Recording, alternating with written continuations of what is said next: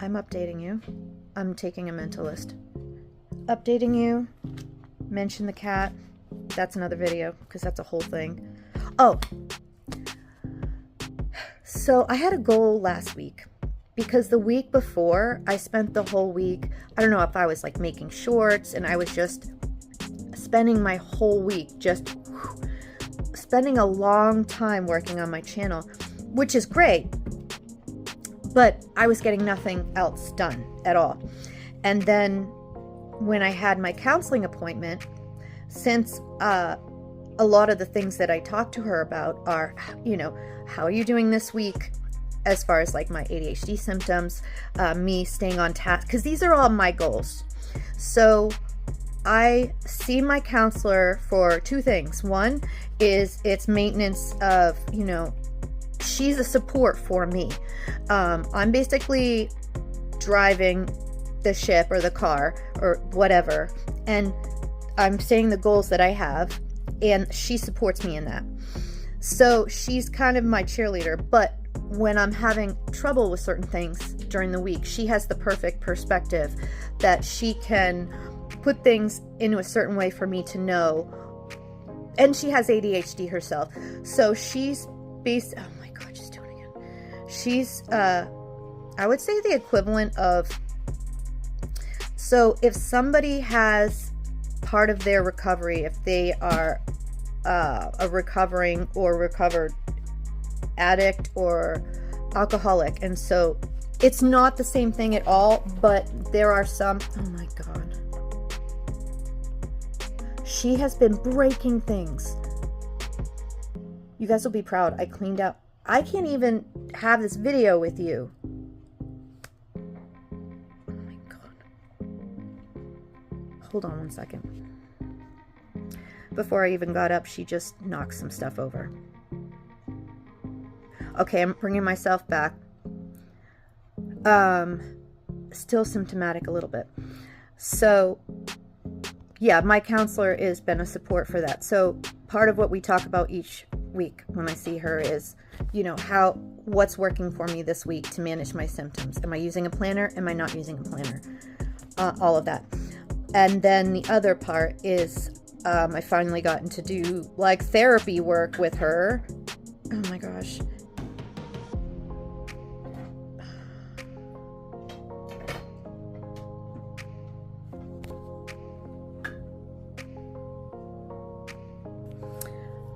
So incidentally, so last week's video that I made was terrible, and that's not a bad thing. I'm not beating myself up. It's part of what I have. But the problem that it caused is my goal that I set with my counselor. Oh, this is the thought I was gonna, the analogy. So if somebody is in recovery with drugs or alcohol, and they have a sponsor or, you know, advisor or what have you. I'm not knowledgeable. I'm not in recovery. This isn't my story. I got this is a lot. So, but there are certain, even though this isn't like an addiction that I need to stop, this is a condition that I have, but it requires so much work. And you know how that person who would be a sponsor is a former addict or a recovering addict or alcoholic. So they just empathically, like, they get it. You know what I'm saying? She is like that as a counselor for me, as somebody who has ADHD. And she has been able to, I'm sure she still struggles with it and maintains it, but her life is more functional than mine because she's been able to figure it out. How many people do you know, if you have ADHD, that can't keep a job? If you can keep a job and it is challenging for you and you feel like you're going to snap and all of that stuff, and maybe you mood swing, but you're able to kind of somewhat stick to it and not be like losing jobs, God bless you. And I'm not saying you're not struggling, but there's a spectrum. And there have been times in my life where my symptoms were a lot worse. But anyway, so last week, my one goal that I had with my counselor, I can hear she's already gone into the shower.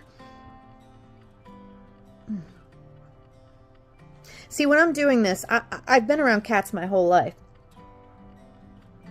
But she breaks everything. Oh my God. And it's nonstop. Okay.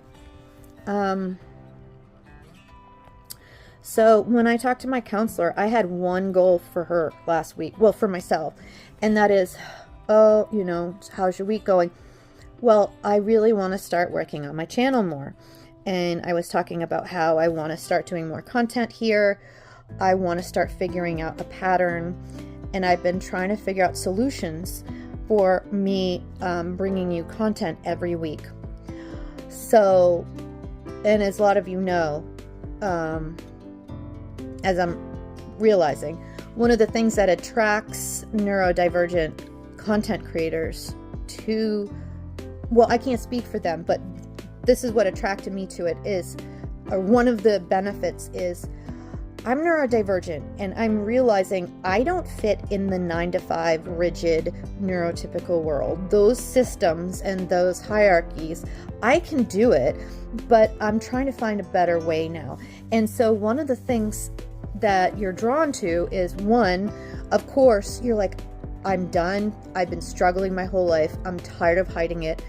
There's got to be other people going through this. Okay, I'm going to start a channel, and I've known that I've had my ADHD for 25 years. There's got to be people who are just learning they have it. There's got to be people who can benefit from the things I've learned. So definitely want to help people. Two, you're tired of feeling alone and ashamed and hiding things. So it helps you as well, because I have gotten more support from you guys, and I'm very grateful for that, than I was expecting. And that's been a miracle and a blessing for me in my life, because I'm still struggling. But a big draw of working on YouTube is, if you're somebody who has a lot of trouble being to work on time or being consistent, many people with ADHD cannot be consistent. And I'm not saying don't try to improve. Like, people, when I try to explain this to my boss, when I had to ask for accommodations and be upfront with him, it was talking about my lateness, and I was trying to explain to him what executive functioning is, and I was trying to explain to him the neurology of your brain. And now, when you're talking to your boss, you don't have a lot of time. You can't go on this whole story about how the neurology of your brain works. But you kind of have to say something to show them that you know what you're talking about, and you have this condition, and you're not being sensitive. You're not looking for special accommodations. You just don't want to have to worry about being fired just because you're a few minutes late every day. And the feeling that I got was that he would be more understanding, but the feeling he got was that he thought I was coming to him to say, oh, I have these problems, but I'm working on them. And then I would continue to get in trouble for it. So, oh God, that's a whole, I could do a series. We should do lives on that. For sure. If you have executive functioning issues, like which of us doesn't in some aspect, right? And you have communication differences. I have communication differences. I don't think that I do. I feel like I talk just like everyone else, but for some reason I have these same issues with the people I live with my family, who I love dearly. So I'll have a conversation with my fiance and I'll tell him something, and he might take it a different way. And I always feel like, why do people take what I say? You guys tell me, do neurotypical people do this with you, where you explain something to them and you just mean it literally, and then they take it and then add additional meaning to it? Oh, they're telling me this because of that. Oh, they're thinking this because of that. And I don't even know when they're doing that until later. And then it ends up being a thing where I'm like, well, why is this happening? And then he gets sensitive about it because And then I get sensitive about it, and it's just like, because I'm like, are you dumb? Am I dumb? Like, I know that sounds mean, but when you're in the middle of it and you don't understand why it's happening, it's quite frustrating, because we're speaking the same language, right? So I don't really get that. I mean, I just say exactly what I'm saying. And I also try to simplify it too. So in the beginning, I'll say, is it this or this, before they'll get into a long thing. And that helps me. So I said, oh, is it this or this? This happens to me with my fiance a lot. And I think because his cognitive thinking style is he goes through all of the facts first and then he sums stuff up, and I get distracted. So I need to know, what are we talking about here? Because then he'll go start describing something, and I'm now trying to hold something in, and I'm still wondering why we're talking about this. And is he talking about this because of this or this? I'll give you examples. We'll talk about this because I'm curious. The communication differences are huge, and the processing delays. Therapy-wise, I've had I guess you call a breakthrough, a realization this week. I'll get into that. I am now stopping in my mind, realizing, okay, what have I covered in this conversation? Now we're 32 minutes in, so I need to end it and start a new one. So yeah, what ended up happening last week, my one goal is I told her how I spent way too much time. I'm finding myself all or nothing. So maybe a week or two, all I'm doing is shorts or checking my algorithm or talking with people. And then like I'm in my house and I don't have balance. And I know you're not supposed to say time blindness. I don't really have a word for it. It's so bad that I'm like, I can lose hours and hours doing something. So I thought my goal was,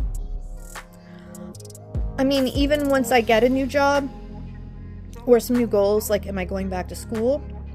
Am I getting a new job? What am I doing next? And part of me thinks, oh, when you get another job, or just get a part-time job, you don't have to think a lot. That's a little bit less stressful. And, just when you get structure, that'll take care of itself. But that's not necessarily true. That's not necessarily true. It will help me a lot. But, yeah, so I was trying to figure out a way that I could come up with somewhat of a routine. So with ADHD, we would joke I don't know if it was just a specific person that me and him used to joke, but, oh yeah, because I would joke with my counselor, because she said one of the things with ADHD is the only thing we do consistently is that we can't be consistent. And so if a huge thing for me that has been helping me this year is when I'm really struggling and I'm beating myself up and I'm having a bad couple of weeks and it's getting to me. It's getting to me and it's making me mad and I'm tired of dealing with it and I don't want to do it anymore. And of course you can't. It's not something that a coat you can just take off. It's the way your brain is wired. So, what was I saying? I'm shaking. And I did not have caffeine yet. I can't. I just took my pill.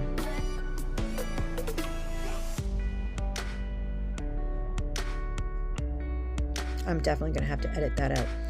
So what I wanted to do, what my goal was, is to, I talked to my counselor and I was like, I have to figure out a way because it's chewing up all my time and it's very helpful for me to be here and I'm helping you guys and it's something that I'm passionate about. It means everything to me, but I can't have it be the only thing I'm doing with my life. So yes, I can't stick to a routine no matter how much I want to. It's horrible. It's such a conflict in me. It's awful. I really want structure. I want it so bad. So if I do have autism as well, from what I understand, that is a huge internal conflict if you have the both, because the ADHD is seeking the dopamine. It's just like, no, it's a chore. I can't do that. And it just wants to go have fun or do the thing that is your interest, right? Or whatever it is you're focusing on. So, and then the other part of you who gets stressed out by that. No, what are you doing? I want to be consistent. I want to make progress. So they fight. It's a constant thing. And they both prevent each other from having the thing they need to be happy. But anyway, so yeah, I somebody stop, apologize, but, it's probably not as bad as I think. So my one goal last week was to not spend all week doing content, right? And I did it again. And part of that was I had become more and more symptomatic. I guess I had missed like 5 of my pills. So by then it was coming out of my system, and it's been a few days since I've started taking it again, and I didn't realize that that was happening. And now trying to figure out, how could that happen? That's the whole reason I say pills, food, protein. So if I make it very first thing, you know, of course you go to the bathroom when you wake up, but the very first thing, pills, or I will forget, and I can't let that happen. But yeah, I was setting my pill aside so that I could have coffee, and then I forgot all about it. So last week when I did my video, it was like unwatchable for me. Well, it's hard for me to pay attention to videos in general anyway, because I have it. But so I was symptomatic, and it was worse than if I just forgot it one day, because I didn't realize I had been going without for a few days. So I didn't just snap back right away. So I realized why, you know, me trying to do that video was just like, oh, what is going on? Why is my symptom so bad? I can't even record a video. And I have an hour of what? Of me going topic to topic to topic. I'm like, I can't pay attention. That's like madness. That's like it's not coherent. I can follow it because I know what I'm talking about. But I'm like, oh my God, I promised myself I wasn't going to spend all week. And I told myself, I tried to come up with some ideas as to how I could manage my time better. If you have ADHD, this is a thing for you, right? You're trying to figure out tricks, habits, mantras to keep you in some kind of structure. You know, so your squirrel does not stop you from taking your meds and being to work on time and all of that. So I couldn't make a good video. Fine. I said to myself, don't post it. They'll understand. I know you guys would understand. But then I was mad because in there, I did talk about very important things that I wanted to share with you. And I was updating you on beauty stuff. And so I was symptomatic when I made it. It was harder for me to go through. So then I actually had to go through and edit it. Whereas normally I would just post it as it is so that I don't have to think about it. But I absolutely couldn't. So I did have to edit it if I wanted to use it at all. And I was still symptomatic. So it was harder because it was a hot mess. I still wanted to use it, but I was having a hard time thinking straight to edit. And then I also was having a hard time thinking straight So the problem solving of what is the right thing to do here? Should I just scrap the whole thing? Oh, maybe I can. And then you start watching it, and then now I'm getting distracted and losing track while I'm trying to edit. So it's like freaking molasses taking me forever. So I tortured myself because I did talk about important things, and I do try to update you guys every week as to what I'm trying to do different. I know I haven't been using my planner lately, and I really think I need to find something that's comparable to that, but it's not as big of a project to kind of get back on track. I think the last couple of nights I was able to go to bed at a decent time, but before that I was starting to go to bed at 3 or 4 in the morning, so I can't have that. But anyway, so yeah, I have, is this an autism thing? I literally could not let it go.